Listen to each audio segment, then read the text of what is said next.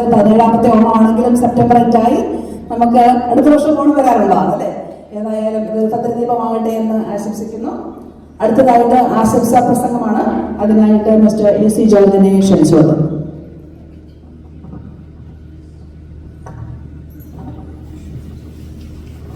എനിക്ക് എൻ്റെ സ്വന്തം ഭവനത്തിൽ എത്തിയ ഒരു പ്രതീതിയാണ് ഉള്ളത്. തീർച്ചയായിട്ടും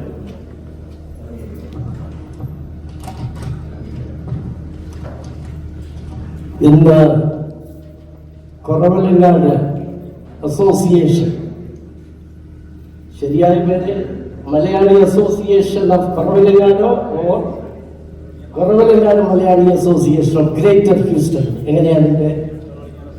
ഓക്കെ, ഗ്രേറ്റ്. അപ്പോ ഏതാണെങ്കിലും ഇന്ന് ഈ അസോസിയേഷൻ ആരംഭം കുറിക്കുകയാണ്. പണ്ട് ഞാൻ 1975 അമേരിക്കയില് ന്യൂയോർക്കിൽ വന്നിറങ്ങി. അപ്പോ ആ കാലത്ത് ഇങ്ങനെയുള്ള സംഘടനകൾ വളരെ തുച്ഛമായിരുന്നു, കുറവായിരുന്നു. ഇപ്പോൾ നമ്മുടെ മേയർ പറഞ്ഞ മാതിരി അസോസിയേഷൻ ധാരാളമായിട്ട് പെരുകി നാടിന്റെ നാനാഭാഗത്തും ഓരോ ദേശത്തിന്റെയും ഓരോ കരയുടെയും നാമധേയത്തിലുണ്ട്. വളരെ നല്ല കാര്യം. ഞാൻ ഏതാണെങ്കിലും ഇവിടെ കുറവലങ്ങാട് മലയാളി അസോസിയേഷന്റെ ഉദ്ഘാടനം മേയർ ഭദ്രദീപം കൊടുത്തി ഉദ്ഘാടനം ചെയ്തു. അതുകൊണ്ട് കുറവലങ്ങാട് അസോസിയേഷന്റെ ഇന്നത്തെ ദിവസം തങ്കലിപികളാൽ ആലേഖനം ചെയ്യപ്പെടേണ്ട ഒരു മഹനീയ ദിനമാണ്. പണ്ടൊക്കെ അസോസിയേഷൻ രൂപീകരിച്ചിരുന്നത് ഓണവും ക്രിസ്തുമസും ആഘോഷിക്കാൻ മാത്രമായിരുന്നു. ഇന്ന് അത് മാത്രമല്ല, പല കാര്യങ്ങൾക്കും പല നാമധേയത്തിലും പല ഉദ്ദേശത്തോടെ മലയാളി അസോസിയേഷനുകളുണ്ട്, ഇന്ത്യൻ അസോസിയേഷനുകളുണ്ട്. ഞാൻ ഈ അവസരത്തിൽ ഇതിൻ്റെ പ്രസിഡന്റ് ശ്രീമാൻ ഷാജി ജോസ് ചെറുതടം, സെക്രട്ടറി താസ്മോൻ തേക്കുമല, നമ്മുടെ treasurer Sinu Vettiyani, program coordinator Sunny Tom Vallippala, എന്തെങ്കിലും തെറ്റു പറഞ്ഞാൽ ക്ഷമിക്കണം കേട്ടോ, കൾച്ചറൽ കോർഡിനേറ്റർ ജോമോൻ ജേക്കബ്. പിന്നെ പ്രത്യേകമായിട്ട് ഞാൻ പറയേണ്ട കാര്യമില്ല, ഞാൻ ഉൾപ്പെടുന്ന സിറ്റി, ഞാൻ മിസൗറി സിറ്റിയിലാണ്, നമ്മുടെ ബഹുമാന്യനായ മേയർ റോബിൻ എലക്കാൻ, പിന്നെ ഈ അസോസിയേഷന്റെ പിന്നിൽ പ്രയത്നിച്ച എല്ലാ ബഹുമാന്യ വ്യക്തികൾക്കും ഞാൻ നമസ്കാരം പറയുന്നു. ഞാൻ ആദ്യം പറഞ്ഞല്ലോ, ഇവിടെ ചരിത്രമുറങ്ങുന്ന ഒരു നാടാണ് കുറവലങ്ങാട്, അതിൻ്റെ ചുറ്റുവട്ടം. ഞാൻ എൻ്റെ നാട്ടിലേക്ക്, എൻ്റെ ഭവനത്തിലേക്ക് വന്ന മാതിരി ഒരു പ്രതീതി എനിക്കുണ്ട് എന്ന് പറയാനുള്ള ഒരു കാര്യം, എൻ്റെ വല്യപ്പന്മാർ ഒക്കെ ഈ കുറവലങ്ങാടിൽ നിന്ന് അങ്ങ് മലയോരത്തേക്ക് തൊടുപുഴ പ്രദേശത്തേക്ക് കുടിയേറിയവരാണ്. ഞങ്ങളുടെ എല്ലാം വേരുകൾ അങ്ങ് കുറവലങ്ങാടായിരുന്നു. ചരിത്രമുറങ്ങുന്ന ഒരു വലിയ നാട്, ഒരു ക്രിസ്ത്യൻ തീർത്ഥാടന കേന്ദ്രം, ഒരു വിദ്യാഭ്യാസ കേന്ദ്രം, ഒരു സാംസ്കാരിക കേന്ദ്രം. കേരളത്തില് ആകമാനം ലിറ്ററസിയിൽ മുന്നേ നിൽക്കുന്ന ഒരു പ്രദേശം, അതും പ്രത്യേകം കുറവലങ്ങാട്. അപ്പോൾ അത്രയേറെ പ്രാധാന്യമുള്ള കുറവലങ്ങാടുകാരെ കാണുമ്പോൾ തീർച്ചയായിട്ടും എനിക്ക് സന്തോഷമുണ്ട്. ഞാൻ എൻ്റെ പൂർവഗ്രഹത്തിൽ എത്തിയ ഒരു അനുഭവം എനിക്ക് തോന്നുന്നുണ്ട്. നമ്മളെല്ലാം കേരളത്തിൽ നിന്ന് വന്നവരാണ്, അല്ലെങ്കിൽ കേരളത്തിൽ വേരുകൾ ഉള്ള വ്യക്തികളാണ്. ആ നിലയിൽ നോക്കുമ്പോൾ ഓണം നമ്മുടെ ഗ്രഹാതുര ചിന്തകൾ കേരളത്തിലേക്ക് ഓണക്കാലത്ത് പ്രത്യേകം പറന്നെത്തുകയാണ്. ഓണം പ്രത്യേകിച്ച് കേരളത്തിൽ ഒരാഴ്ച ആഘോഷിച്ചു കാണും. ഒരാഴ്ച കൊണ്ട് കേരളത്തിലെ ഓണം തീർന്നു. എന്നാൽ മറുനാട്ടില് ഇവിടെ പ്രവാസ ലോകത്ത് അമേരിക്കയിൽ നമ്മൾ ആരംഭിച്ചത് സത്യത്തില് ഓണം ഓഗസ്റ്റ് ആദ്യവാരത്തിന് ആരംഭിച്ചു ഓണം. അതിനുശേഷം നമ്മൾ തുടരുകയാണ്. ഒരുപക്ഷെ നവംബർ വരെ, താങ്ക്സ് ഗിവിംഗ് വരെ നമ്മുടെ ഓണം തുടർന്നു എന്ന് ഇരിക്കും. നമ്മുടെ മഹാബലി തമ്പുരാൻ നാട് കാണാൻ എത്തി അദ്ദേഹം ഇപ്പോഴും ഈ ചുറ്റുവട്ടത്തിൽ നമ്മളോടൊപ്പം ഉണ്ട് എന്ന് ഞാൻ വിശ്വസിക്കുന്നു. പിന്നീട് നമ്മൾക്ക് എന്തുകൊണ്ടാണ് മഹാബലി തമ്പുരാനോട് ഇത്രയധികം താല്പര്യം? അതിന് കാരണമുണ്ട്. നമ്മൾ കേട്ടിട്ടുണ്ടല്ലോ, മാവേലി നാടുവാടുകാലം മനുഷ്യരെല്ലാവരും ഒന്നുപോലെ, മനുഷ്യർ ഒന്നുപോലെ. അതിന് നാനാ അർത്ഥങ്ങളുണ്ട്. എല്ലാ മനുഷ്യരും തുല്യ നീതി, ജസ്റ്റിസ് ഫോർ ഓൾ, എല്ലാവർക്കും നീതി. ആരും അത് ദരിദ്രമില്ല, സമൃദ്ധിയുള്ളതാണ്.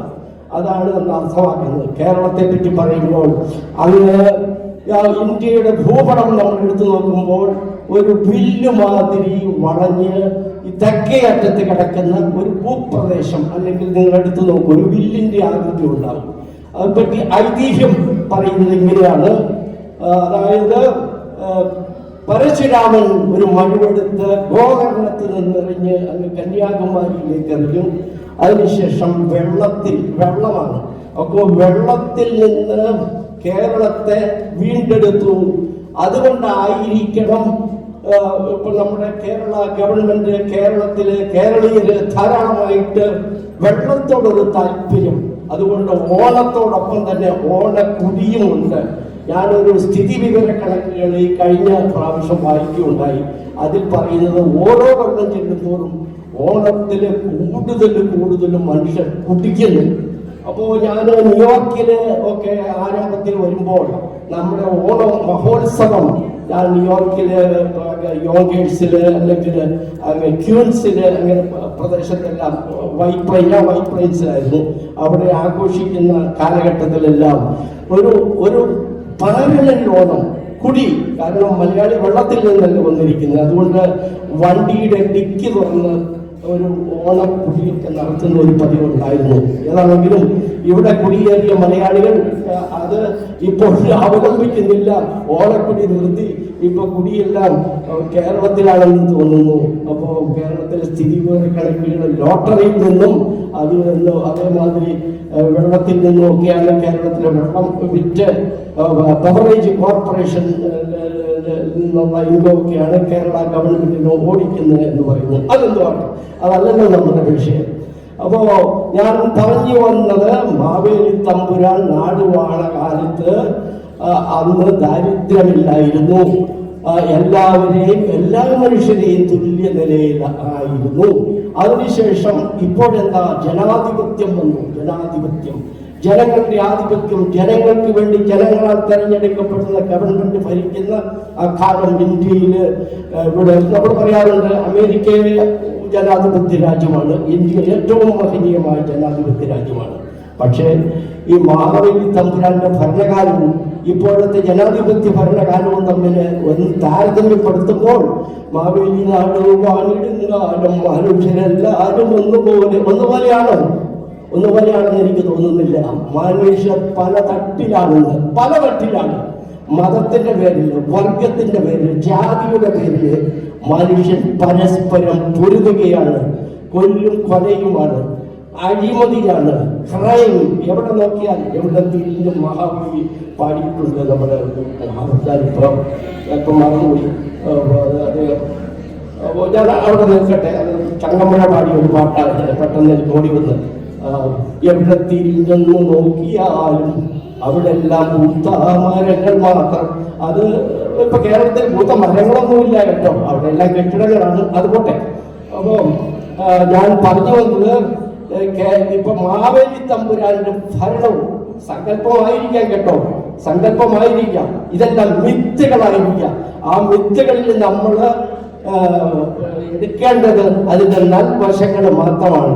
ആ മിത്തിൽ പറയുന്നത് എന്താണ്? മാവേലി തമ്പുരാന്റെ ഭരണം ഇങ്ങനെ നന്നായിട്ട് പോകുമ്പോൾ കുറെ പേർക്ക് അസൂയ തോന്നി, ദേവന്മാർക്ക് പോലും അസൂയ തോന്നി എന്നാണ് നമ്മുടെ കഥ എല്ലാവരും വായിച്ചിട്ടുണ്ടല്ലോ. അതിനുശേഷം ഒരു വാമനം വന്നു, ചവിട്ടി താഴ്ത്തി എന്നാണ് ഐതിഹ്യം. ചവിട്ടി ആവോട്ടിലേക്കാണോ താഴ്ത്തിയത്, ചന്ദ്രനിലേക്കാണോ മേലോട്ടാണോ അതൊന്നും നമുക്കറിയില്ല. പ്രവാസ ലോകത്തേക്ക് ആണെന്ന് പറയുന്നു. അപ്പോ അതുകൊണ്ടാണ് ഞാൻ ആദ്യം പറഞ്ഞത്, മാവേലിയെ ചവിട്ടി താഴ്ത്തി അല്ലെങ്കിൽ എങ്ങോട്ടോ പ്രവാസ ലോകത്തേക്ക് ഓടിച്ചു വിട്ടു. നമ്മളും പുതിയ മേച്ചിൽ സ്ഥലങ്ങൾ നേടി മാവേലി മാതിരി ഒരുപക്ഷെ നമ്മൾ ചവിട്ടി താഴ്ത്തപ്പെട്ടവരല്ല എങ്കിൽ പോലും പുതിയ മേച്ചിൽ സ്ഥലങ്ങൾ നേടി നമ്മൾ ഇവിടെ കുടിയേറി വന്നവരാണ്. അതുകൊണ്ട് ആ മാവേലി തമ്പുരാൻ ഒരു പ്രവാസിയാണെന്ന് വേണം സങ്കല്പിക്കാൻ. അതുകൊണ്ട് മാവേലിയും നമ്മളൊക്കെ ആയിട്ട് വളരെ ഒരു അഭേദ്യമായ ഒരു അഭേദ്യമായ ബന്ധമുണ്ടെന്ന് പറയുന്നുണ്ട്.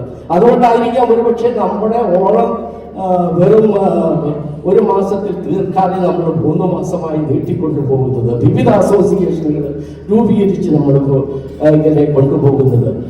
എന്തൊക്കെയാണെങ്കിലും ഈ ഞാൻ ദീർഘിപ്പിക്കുന്നില്ല, പറഞ്ഞു പോയാൽ ധാരാളമുണ്ട്. ഇവിടെ ഇതേമാതിരി നമ്മൾ സ്നേഹത്തോടു കൂടി ഐക്യമത്യത്തോടു കൂടി ഇവിടെ വന്ന് ഓണസദ്യ ഉണ്ണുന്നതും നമ്മൾ പരസ്പരം പരിചയപ്പെടുന്നതും നാട്ടുകാരെയും വീട്ടുകാരെയും ഒക്കെ ഓണക്കാലത്തെങ്കിലും കണ്ടുമുട്ടുന്നതും പരസ്പരം നമ്മുടെ ഉള്ള സ്നേഹം കൈമാറുന്നതും എല്ലാം മാവേലി തമ്പുരാൻ കാക്ഷിക്കുന്ന, അദ്ദേഹം ആഗ്രഹിക്കുന്ന മാതിരിയാണ്. അതുകൊണ്ട് അദ്ദേഹത്തിന് കൊടുക്കുന്ന ഒരു മുത്താണ് അദ്ദേഹത്തിന് കൊടുക്കുന്ന. അദ്ദേഹം പ്രജകളെ കാണുമ്പോൾ നമ്മളെ ആണ് ഒരു മാതൃകയായിട്ട് അദ്ദേഹം എവിടെയാ പോയി പ്രസംഗിക്കുന്നത്. അതുകൊണ്ടാണ് നാട്ടിലേക്ക് പോയാൽ നമ്മൾ ഒത്തിരി നല്ല കാര്യങ്ങൾ നാട്ടിലുണ്ട്. ഞാൻ നാട്ടിലെ ഒരു തരത്തിലും മോശപ്പെടുത്തുകയല്ല, ഇടിച്ച് താഴ്ത്തുകയല്ല. ഓക്കെ, അപ്പൊ നാട്ടിലായിരിക്കുമ്പോൾ ഇപ്പൊ നാട്ടിലെ ഇന്ന് നമ്മൾ സ്നേഹിക്കുന്നുണ്ട്. നാട്ടിനെ പറ്റി ഒരർത്ഥത്തിൽ നമുക്ക് കുറ്റം പറയാൻ സാധിക്കുകയില്ല. അപ്പോൾ അതുകൊണ്ട് ആളുകൾ നാട്ടിലേക്ക് 1 വർഷം കൂടുമ്പോഴോ അല്ലെങ്കിൽ 2 വർഷം കൂടുമ്പോഴൊക്കെ നമ്മൾ പോകുന്നത് മാവേലി തമ്പുരാൻ പോകുന്ന മാതിരിയോ ഇങ്ങനെയൊക്കെ നാട് വിസിറ്റ് ചെയ്യാൻ പോകുന്നുണ്ട്. അപ്പൊ നാട്ടിലായിരിക്കുമ്പോൾ നാട്ടിൽ നിന്ന് എങ്ങനെയെങ്കിലും രക്ഷപ്പെട്ട് വിദേശത്ത് അല്ലെങ്കിൽ ഗൾഫില് 7ാം കടൽ കടന്ന് ഒരു ജോലി കിട്ടി ജീവിക്കണം എന്നൊരു ആഗ്രഹം ഉണ്ടായിരുന്നു നമുക്കെല്ലാം ഉണ്ട്, ഇപ്പോഴും ഉണ്ട്. എന്നാൽ ഇവിടെ വന്നു കഴിഞ്ഞാൽ വീണ്ടും നമ്മുടെ ഓർമ്മകൾ വീണ്ടും നാട്ടിലേക്ക് പറക്കുകയായി. അതുകൊണ്ടാണല്ലോ ഇങ്ങനെ പറഞ്ഞത്, മാമലകൾക്കപ്പുറത്ത് മരതക പക്ഷ വിരിച്ച്. വീണ്ടും നമ്മുടെ മരതക പക്ഷമൊന്നുമില്ല, എല്ലാം പോയി. നമുക്കറിയാം, പച്ചക്കറി പോലുമില്ല. പച്ചക്കറി പോലും വേറെ നാടുകളിൽ നിന്ന് വരണം. അതേ അവസരത്തിൽ നമ്മുടെ നാട്ടിലായിരുന്നപ്പോൾ നമ്മൾ വലിയ കൃഷിയൊന്നും ചെയ്യില്ല, ഏക്കറൊക്കെ ഉണ്ടെങ്കിൽ ചുമ്മാ ഇടും. എന്നാൽ അമേരിക്കയിൽ വന്ന ശേഷം ഇങ്ങോട്ട് നോക്കൂ, നമ്മുടെ എല്ലാം വീടുണ്ട്, 1 സെന്റ് ഉണ്ടെങ്കിൽ 2 സെന്റ് ഉണ്ടെങ്കിൽ നമ്മൾ പച്ചക്കറികൾ വെച്ച് പിടിപ്പിക്കും. എൻ്റെ സുഹൃത്തുക്കളിലൂടെ ഇരിപ്പുണ്ട്. അപ്പൊ അദ്ദേഹം എങ്ങനെയുണ്ട് പാവയ്ക്ക മാത്രം കിട്ടി, പടവലയ്ക്ക് എങ്ങനെ ഉണ്ടെന്നൊക്കെ അത് ചോദിക്കാറുണ്ട്. അതാണ് അത് നാട്ടിലില്ലാത്ത ആ വലിയ ഗുണങ്ങളെ ഇങ്ങോട്ട് കയറി വന്നപ്പോൾ നമ്മൾ ഇവിടെ നിന്ന് മനസ്സിലാക്കി. അതുകൊണ്ട് ആ നാട്ടിലെ ഗുണങ്ങളും ഇവിടത്തെ നല്ല ഗുണങ്ങളും മാവേലി തമ്പുരാൻ നമുക്ക് കാണിച്ചു തന്ന നല്ല ഗുണങ്ങളും അതിൻ്റെ സൽഫലങ്ങൾ നമ്മൾ എടുക്കണം എന്ന് മാത്രമേ എനിക്ക് പറയാനുള്ളൂ. അപ്പോൾ അതേമാതിരി നമുക്കെതിരായിട്ട് നമ്മളെ ചവിട്ടിത്താത്താനായിട്ട് കാല് പൊക്കി നിൽക്കുന്ന വാമനന്മാരെ സൂക്ഷിക്കുക എന്ന് മാത്രമേ എനിക്ക് പറയാറുള്ളൂ. വാമനന്മാരെ സൂക്ഷിക്കുക എന്ന് മാത്രം. ആ വാമനന്മാരെ മഹാബലി രീതിയിൽ നമുക്ക് എങ്ങനെയെങ്കിലും മാറ്റിയെടുക്കാൻ നമുക്ക് സമാധാനമാണ് വേണ്ടത് എല്ലാ അർത്ഥത്തിലും. അപ്പോൾ ഞാൻ എല്ലാവർക്കും ഓണത്തിൻ്റെ ഓണ മഹോത്സവത്തിൻ്റെ ശാന്തിയുടെയും സമാധാനത്തിൻ്റെയും സമൃദ്ധിയുടെയും വിളവെടുപ്പിൻ്റെയും എല്ലാ ആശംസകളും നേർന്നുകൊണ്ട് ഞാൻ സമാഹരിക്കുകയാണ്. എനിക്ക് ഈ അവസരം ഒരുക്കി തന്ന എന്നെ ഈ പരിപാടിയിലേക്ക് ക്ഷണിച്ച ഈ വീട്ടിലേക്ക്, ഞാനൊരു വീട്ടുകാരൻ തന്നെയാണ്, ഇതിലേക്ക് ക്ഷണിച്ച് 2 വാക്ക് പറയാൻ അവസരം തന്ന എല്ലാവർക്കും, എന്നെ കേട്ടിരുന്ന ക്ഷമയോടുകൂടി എന്നെ കേട്ടിരുന്ന എല്ലാവർക്കും ഞാൻ സ്നേഹപൂർവ്വം പുരസ്സരം നന്ദി രേഖപ്പെടുത്തിക്കൊണ്ട് വിരമിക്കുന്നു. Thank you all.